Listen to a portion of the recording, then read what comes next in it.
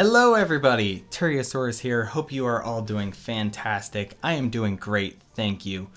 Welcome to another Mountain Blade tutorial video. So today I want to conquer something a little different than last time. Last time we looked at your starting army and kind of just how to build your starting funds a little bit, get a little bit of money rolling and kind of build up that army that's going to protect you as you go throughout the world. So now that we have that established on how to get your bank account a little bit out of the red area, right? Whilst also building up a decent unit of bodyguards. We want to look into the more economic side of Mountain Blade. So at its core, Mountain Blade is, of course, build an army, fight for lords, take over the realms, hip hip hooray. But there's a different side to it as well that's quite interesting. It has an economy in and of itself. Different areas will produce different goods, and these goods can then be moved to areas that don't have these goods and sold for a rather high price. So like a key example here is going to be, let's see here. So right now I'm at Voluka, right? Now my game just started, so the economy is a little bit because the economy varies depending on where you go. Generally speaking, you can look at prices of things and kind of figure out whether they're worthwhile. So, for instance, right now I'm in Voluka, which is the Rhodoks, and you can also notice that they sell grapes here too, which aren't available everywhere else, which is kind of a hint that Voluka and the Rhodoks in general, since they are in the green area, have a slightly cheaper wine sale than anybody else. Now, another thing you can do is if you go to the marketplace, you can click assess the local trade goods. The higher your trade skill, or the higher the trade skill of the main person in your army is, the more detailed information you can get for here. But something that I could do is I could buy a bunch of wine from Voluka.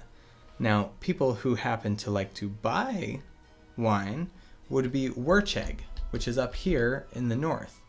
Very cold, grapes don't really work here. So something I could do is, once I have a strong enough army to fight off those sea raiders, buy a couple things of wine, run them up to Wercheg, sell them. Now you can't do this back and forth with the same good because you're going to ruin the economy for it. And they're not going to pay as much because they already have 30 barrels of wine that you already sent to them. But what you can do is you can make a run up to Wercheg, and then what Wercheg produces is smoked fish, right?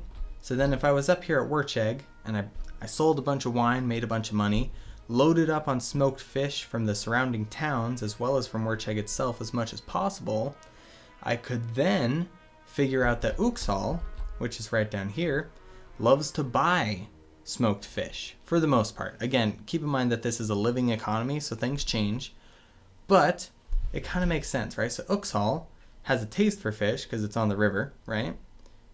But no oceans nearby, and it's pretty far inland, so the only place that it could get smoked fish from would be the coast over here, where they'd have to catch it, send it all inland, and then it would finally get to them. Long story short, probably a decent demand for it here, and in Dirham as well for that exact purpose, and Suno probably. Pretty much all of these internal lands, maybe even Nara and Tolga, since they're over here. But yeah, long story short, hard to get fish, they're going to want fish. So now you're up here in Uxal, and Uxal happens to produce a ton of grain because it's got these rolling fields for farms, right? So then okay, I've now loaded up on this. Grain doesn't sell for much though. So at this point you've kind of hit the end of a train. And so that would be one train that you could do. You go to Voluka, wine, sell it at Wercheg, get the smoked fish, sell it at Uxal, make a pretty decent profit in one quick trip. Then you could go somewhere else, of course picking stuff up from the villages along the way to maximize your profits as much as possible. And you can slowly but surely do this to build some profit up. I'm going to go ahead and link down below a kind of a guide for trading. It doesn't necessarily say where to trade and sell everything because I don't want to give you guys everything right off the bat. But it gives you some good buy and sell points to give you a good idea of when you're making a decent enough profit for it to be worth selling the good that you picked up. Another thing, once you have a strong enough army, I don't recommend it, but if you had some goods that you wanted, you could go to the area that sells them and then raid a town. That faction is going to hate you and all of the lords will kill you, which is why I don't recommend doing it. But it is a good way to make a lot of money with no overhead cost. You just have to be prepared to go to war with an entire country, essentially. So again, you can do it, but be wary of raiding towns unless you're already at war with that faction.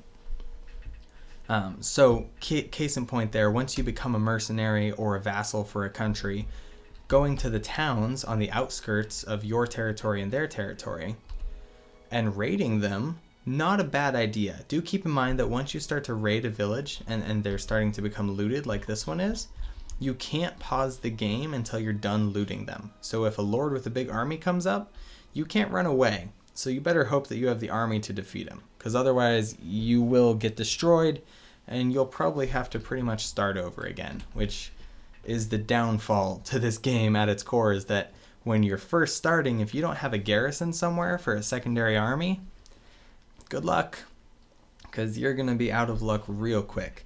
But yeah, so I will go ahead and link something down below in the comments to help you guys out with some buy and sell stuff. So on the note of trade and economy, I kind of brought up the whole mercenary thing, and this one is kind of all about money. That's what this episode is about: how to get some money going, how to gain your profit, and then how to maintain it. So when you're first starting off, even if you don't plan on starting your own kingdom and all that jazz, I recommend building up a good army, doing your trade route thing as much as you can, and then at some point become a mercenary for whatever faction you plan on joining, or just any faction if you plan on starting your own faction. What this does is mercenaries get paid every week for their army. Now, it doesn't cover the full cost of it, which is kind of sad, but the bigger your army is and the stronger it is, the more money you will get. And so it effectively essentially takes your army cost and cuts it to probably about 2/3 of what it was before. So about 33% of your overhead gone. So with that 33% gone, it enables your trade routes to become more effective. Now, there is a downside to it. If your faction is at war with another faction and you go through that territory, you are able to be attacked and eradicated off the map, obviously, because you're fighting lords with trained armies, unless yours is really strong, which is possible. The other upside to that, though, again, if you're at war, you can try and do these little guerrilla tactics. So like if I was for Veluca and we were at war with the Swadians over here, what I could do is note that like Elberl right over here is pretty close to my people, right? Just a little hop, skip, jump over the bridge right here. But it's really out of the way. I mean, there's a castle over here, there's a castle over here, but no big towns anywhere. So I could pretty easily raid Elberl and then kind of like snake my way down through here, avoiding enemies, and come back up here, and I would get a bunch of goods for that. I could do the same basic type of thing with like Shibton right here, because it's kind of out of the way of everything, right? Nomar is pretty close to Uxal, but you can do it. Viencourt has a castle, so probably don't recommend doing it there. But you can kind of do these tactics where you raid their outer cities and just run trade like internally. Now, something you might have noticed, the Rhodoks are kind of a dangerous group to be when it comes to trading during war, especially if you happen to be at war with the Swadians, because the Swadians kind of cover, I don't know, 85% of the exit from your country. The only exit otherwise would be down south here into the Serenid Sultanates area, which is cool. You could totally do that. It just cuts off your ability to get over to the north easily. Now, once you get a big enough army, you can just run through here and not worry about it, but that takes quite some time. So there is the mercenary side to your money making as well. That's kind of up to you, depends on how you want to play it. Now, something to note though is that eventually you can make your money work for you. And what I mean by that is going into the towns and talking with a guy called the Guildmaster. So I wouldn't recommend doing this until you have at least, I'd say 6 to 10,000 dinars saved up that you can spend, not total, that you can spend. And then you're going to go over here and you're going to talk to this guy. He's called the Guildmaster. He's in a different location in every town. Sometimes he's a pain to find. But what you can do is talk to the Guildmaster. And once you have some money, you can come down here and do this. If you're not well known, they might not sell it to you. But these are various things that you can build within cities that every week will give you money. So a mill and a bakery, that's bread from grain. That's pretty basic stuff. My profit would only be 12 dinars a week for that. Luckily, I don't have enough money for any of it right now. What you want to make, though, if you get the chance, is one of these guys. It costs 10,000 dinar a pop. And you don't want to make it in this city, apparently, because your profit would only be 18 dinars a week.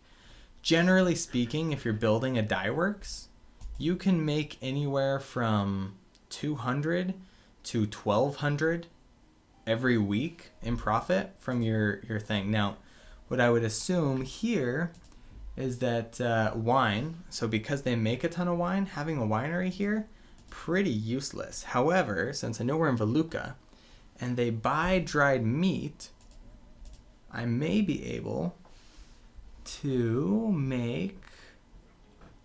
doesn't look like that's all that good. But a leather work cost 8,000, 154 dinar a week, right? If they don't have dried meat, they probably don't have many animals. Kind of something to look at there. But you can always go through, figure out which one gives you the most profit, buy one of those. The first week you own it, you'll make no money from it because they have to set up the shop essentially. But every week after that, assuming you're not at war with this faction, because if you're at war with this faction, then it's going to be, I think it's called under sequestration or something like that. Basically, your enterprise is held captive from you, so you don't get the money from it. So long story short, you're going to want to choose what faction you're either taking over or joining, and build your factories accordingly. So if you are going to join the faction, build your stuff within that faction first and branch out with the people who they're the least likely to go to war with. Alternatively, if you're going to make your own kingdom, what you want to do is create the factories in the region that you're going to take over last and that has the best relations with you, because they're less likely to go to war with you. But that's kind of the gist of the economic side of Mount & Blade. There's more that you can get into, but that's a good starting point.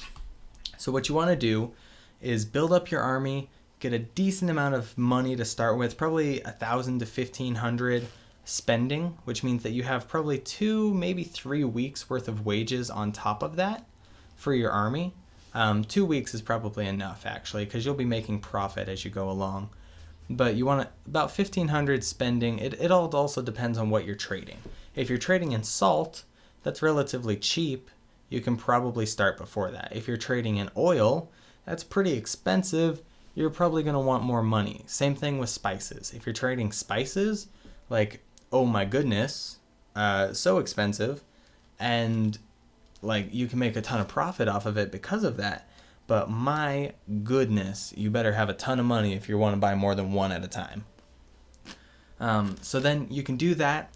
And as you're running your trade routes, you're going to build a bunch of profit. Your army will continue to level up. Hopefully you'll be a mercenary for someone so that you're paying less overhead for that army, because they won't be very useful once you get to a certain size, because no one will fight you.